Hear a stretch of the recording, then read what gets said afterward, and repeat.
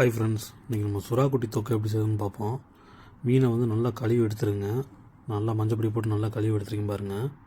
Piece நல்லா கொஞ்சம் தடிமண்ணாக இருக்குது, அதனால் நல்லா போட்டு கழுவி எடுத்துட்டேன். பாருங்கள் பீஸ் எப்படி இருக்குன்னு.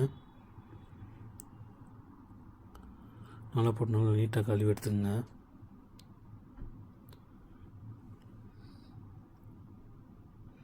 இப்போ என்ன பண்ண வரோம், நம்ம தண்ணியில் போட்டு வேக வைக்க போகிறோம்.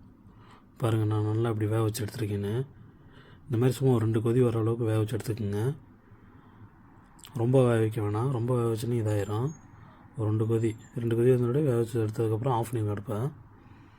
இப்போ நம்ம தண்ணியை வடிகட்டிடலாம். வடிகட்டிட்டு நான் பாருங்கள் கறி தனியாக முள் தனியாக எடுத்து வச்சுருக்கிறேன். கறிப்புறம் தனியாக ஒதுக்கி வச்சுருக்கிறேன், முள் தனியாக ஒதுக்கி வச்சுருக்கிறேன். இந்தமாதிரி நீங்கள் தனித்தனியாக எடுத்து வச்சுக்கோங்க. நான் பாருங்கள் வெங்காயம், தக்காளி, பச்சை மிளகாய் நறுக்கி வச்சுருக்கேன். சோம்பு போட்டுக்கலாம், கடுகு போட்டுக்கலாம்,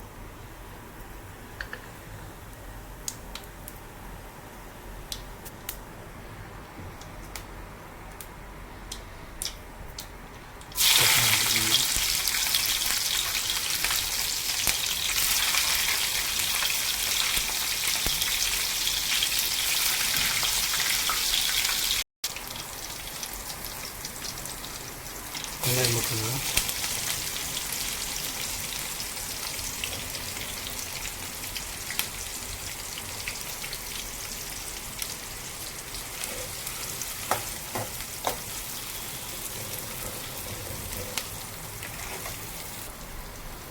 வெங்காயம் நல்லா வணங்கிடுச்சு, தக்காளி போட்டுக்கலாம்.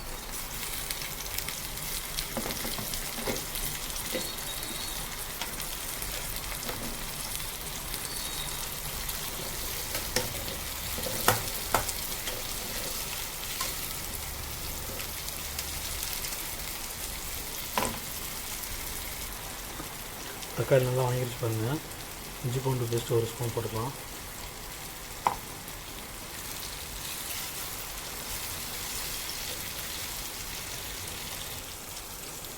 மஞ்சப்பொடி 1/4 டீஸ்பூன் போட்டுக்கலாம். மிளகாப்பொடி 1/2 டீஸ்பூன் போட்டுக்கலாம். மல்லிப்பொடி 1 டீஸ்பூன் போட்டுக்கலாம். எல்லாம் மிக்ஸ் பண்ணிடலாம்.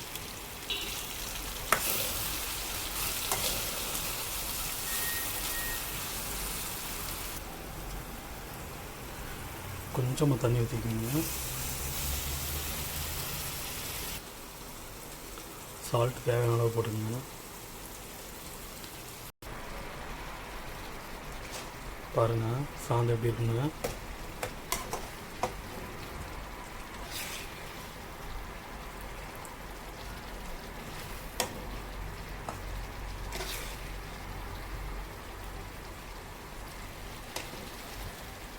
இதில் நம்ம அப்படியே மீனை நம்ம சேர்த்துக்கலாம்.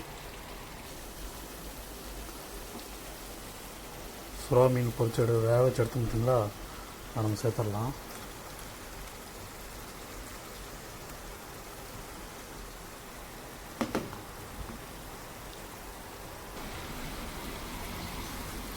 அவ்வளோதான் ஃப்ரெண்ட்ஸ், ரெடி ஆகிடுச்சு பாருங்கள்.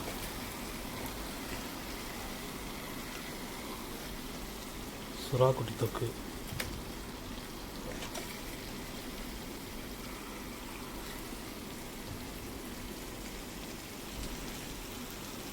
அப்படி இருக்குது பாருங்கள். சுறாக்குட்டி தொக்கு வேறு லெவலில் இருக்குது.